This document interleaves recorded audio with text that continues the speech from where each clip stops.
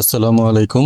আজ শুক্রবার 14 আগস্ট 2026, 30 শ্রাবণ 1433 বঙ্গাব্দ, 30 সফর 1448 হিজরি। স্বাগত জানাচ্ছি আমাদের প্রতিদিনের আয়োজন আজকের প্রধান প্রধান জাতীয় দৈনিক পত্রিকার প্রথম পাতার খবরে।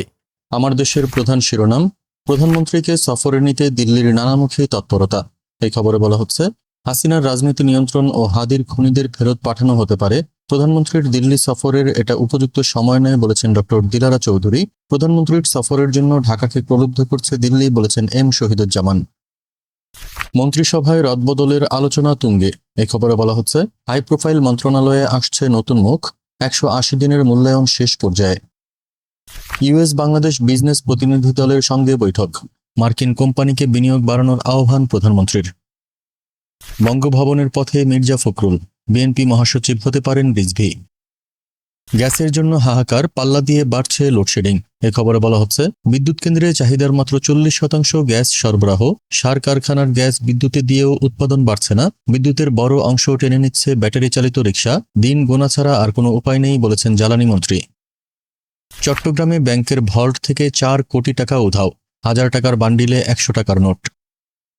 দৈনিক ইত্তেফাকের প্রধান শিরোনাম, রাষ্ট্রপতি নির্বাচন, মির্জা ফখরুল ইসলামই হচ্ছেন রাষ্ট্রপতি, ছাড়লেন দলীয় মহাসচিব পদ। মার্কিন কোম্পানিকে বিনিয়োগ করার আহ্বান প্রধানমন্ত্রীর। গ্যাস বিদ্যুতের তীব্র সংকট আরও 1 সপ্তাহ থাকছে। সিলেট ট্রিপল মার্ডার, হত্যার উদ্দেশ্য নিয়ে ধাঁধায় পড়েছে পুলিশ। কালাইয়ে কিডনি বিক্রির বকেয়া 9.5 লাখ টাকা না পেয়ে মামলা, চক্রের হোতা সাত্তার গ্রেফতার। নয়াদিগন্তের প্রধান শিরোনাম, বিএনপির প্রার্থী মির্জা ফখরুল ও জামায়াত জোটের অলি আহমদ, রাষ্ট্রপতি নির্বাচনের মনোনয়নপত্র জমা। সেপ্টেম্বর ঘিরে আওয়ামী লীগের নাশকতার পরিকল্পনা, পাহাড়কে অস্থিরতার ছক 3 গোষ্ঠীর, সীমান্তে পুশিন নকশা ভারতের। এই খবরে বলা হচ্ছে, ঢাকায় আত্মগোপনে থাকা নেতাকর্মীদের গোপন তৎপরতা, নেপথ্যে দেশি বিদেশি চক্র সক্রিয়, আন্তর্জাতিক চক্রান্ত রয়েছে, বাইরের শত্রুর চেয়ে ঘরের শত্রু ভয়ঙ্কর। চোখের রেটিনা ছিঁড়ে নাটবল্টু সাজিয়ে অস্ত্র মামলা দেয় র্যাব, গুমের শিকার চিকিৎসকের জবানবন্দি। সাজাপ্রাপ্তদের বড় অংশই পলাতক, 35 মামলায় তদন্ত অব্যাহত। জুলাই গণ অভ্যুত্থানের বিচার মানবতাবিরোধী অপরাধ। এ খবরে বলা হচ্ছে, মানবতাবিরোধী অপরাধের বিচার, 6টি মামলায় 15 জনের মৃত্যুদণ্ড ও 46 জনের বিভিন্ন মেয়াদের সাজা। মাহবুবুল আলম হানিফের মামলা রায়ের জন্য অপেক্ষমান। 2টি ট্রাইব্যুনালে 23টি মামলার বিচার চলছে। মার্কিন ইরান শান্তি চুক্তি পুনর্বহাল নিয়ে মতবিরোধ কাটছে না। এবার যৌথ সামরিক কাঠামো গড়ছে সৌদি, পাকিস্তান, তুরস্ক। দৈনিক কালবেলার প্রধান শিরোনাম, মির্জা ফখরুলই রাষ্ট্রপতি, খুশির জোয়ার। এই খবরে বলা হচ্ছে, প্রার্থী হিসেবে মনোনয়ন দিয়েছে বিএনপি, বিভিন্ন স্থানে মিষ্টি বিতরণ। মুক্ত বাণিজ্য জোট আরসেপে যোগ দিতে তৎপর বাংলাদেশ, নতুন মুক্ত বাণিজ্য চুক্তি নিয়েও চলছে আলোচনা। এই খবরে বলা হচ্ছে, আরসেপের সদস্য করতে বাংলাদেশকে সমর্থনের আশ্বাস দিয়েছে জোটভুক্ত সব দেশ। জোটভুক্ত হলে বাংলাদেশের জন্য উন্মুক্ত হবে বড় বাণিজ্য ক্ষেত্র। সেপ্টেম্বরে জোটের মন্ত্রী পর্যায়ের বৈঠকে বাংলাদেশের অন্তর্ভুক্তির বিষয়ে সিদ্ধান্ত। আর্থিক খাত সংস্কারের শ্লথ গতিতে অসন্তোষ এডিবির, গভর্নরের সঙ্গে এডিবি প্রতিনিধি দলের বৈঠক। এই খবরে বলা হচ্ছে, ব্যাংকসহ পুরো আর্থিক খাত সংস্কারে কেন্দ্রীয় ব্যাংকের দৃঢ় অঙ্গীকারের কথা বললেন গভর্নর। সংস্কার কার্যক্রমে সহযোগিতা অব্যাহত রাখবে সংস্থাটি। কালের কণ্ঠের প্রধান শিরোনাম, দুর্দিনের কাণ্ডারি যাচ্ছেন বঙ্গভবনে। এই খবরে বলা হচ্ছে, মির্জা ফখরুলকে রাষ্ট্রপতি মনোনয়ন, বিএনপির মহাসচিব ও স্থায়ী কমিটি থেকে পদত্যাগ। বিএনপির ভারপ্রাপ্ত মহাসচিব হচ্ছেন রিজভী, সিনিয়র যুগ্ম মহাসচিব হাবিবুন নবী খান সোহেল, সংসদ উপনেতা হচ্ছেন সালাহুদ্দিন আহমদ। মন্ত্রিসভায় যুক্ত হচ্ছেন 4 জন, সেলিমা রহমান, আন্দালিব রহমান পার্থ, শহীদুল ইসলাম বাবুল, শামীম কায়সার। অর্থ পাচার ঠেকাতে শক্তিশালী করতে হবে পেমেন্ট প্ল্যাটফর্ম, এপিজির বার্তা। এই খবরে বলা হচ্ছে, ডিজিটাল লেনদেনে নজরদারি বাড়ানোর তাগিদ, নজরে ভার্চুয়াল অ্যাসেট ও বেনিফিশিয়ারি ওনারশিপ।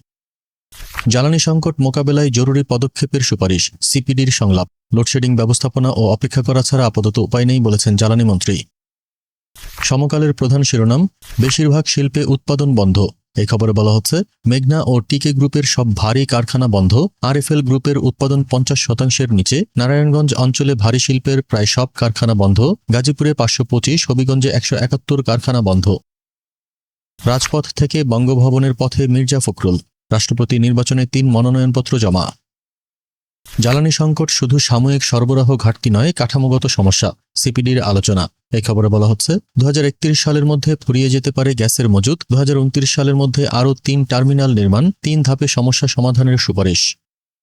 দৈনিক সংগ্রামের প্রধান শিরোনাম, বিএনপির প্রার্থী মির্জা ফখরুল 11 দলের অলি আহমদ, রাষ্ট্রপতি নির্বাচন। আল্লামা সাঈদীর তৃতীয় মৃত্যুবার্ষিকী আজ। সংসদ সদস্যগণের ভোটাধিকার প্রয়োগের স্বাধীনতা কতটুকু?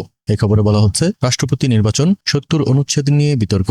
বিএনপির নোট অব ডিসেন্ট নেই বলেছেন ব্যারিস্টার শাহরিয়ার। 70 অনুচ্ছেদ এখনও সংশোধন হয়নি বলেছেন মনজিল মোর্শেদ। গ্যাস বিদ্যুৎ সংকটে আরও সইতে হবে ভোগান্তি। এই খবরে বলা হচ্ছে, বিদ্যুৎ উপকেন্দ্রের নিরাপত্তা চেয়ে চিঠি, জামালপুরে সড়ক অবরোধ, অপেক্ষা করা ছাড়া এখন আর কোনো উপায় নেই বলেছেন বিদ্যুৎ ও জ্বালানি মন্ত্রী। ডারউইনে হাসান ঝড়ে লণ্ডভণ্ড অস্ট্রেলিয়া, ইতিহাস গড়ে উল্লাসে বাংলাদেশ। যুগান্তরের প্রধান শিরোনাম, গ্যাসের তীব্র সংকট, লাখ লাখ শ্রমিক কর্মহীন, শত শত শিল্প কারখানা বন্ধ। এই খবরে বলা হচ্ছে, হবিগঞ্জে প্রায় 200 প্রতিষ্ঠানে উৎপাদন বন্ধ, কর্মহীন প্রায় 2 লাখ শ্রমিক, প্রতিদিন শত শত কোটি টাকা ক্ষতি। গাজীপুরে 1000-এর বেশি কারখানা সংকটে, নারায়ণগঞ্জে 450 ডাইং কারখানায় উৎপাদন বন্ধ, সাভার আশুলিয়ায় প্রায় 4000 শ্রমিক ছাঁটাই। ঝুঁকিপূর্ণ বলে এলএনজি খালাসে আপত্তি, কার্গো বিতর্কে ভুগছে দেশ।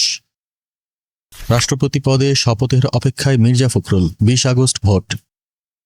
ইউএস বাংলাদেশ বিজনেস কাউন্সিলকে প্রধানমন্ত্রী, মার্কিন ব্যবসায়ীদের বিনিয়োগের আহ্বান। এই খবরে বলা হচ্ছে, ব্যবসাবান্ধব অর্থনীতি গড়ে তুলতে বদ্ধপরিকর সরকার। ব্যাংকের ভল্ট থেকে 4 কোটি টাকা গায়েব, বান্ডিলের উপর 1000, ভেতরে 100।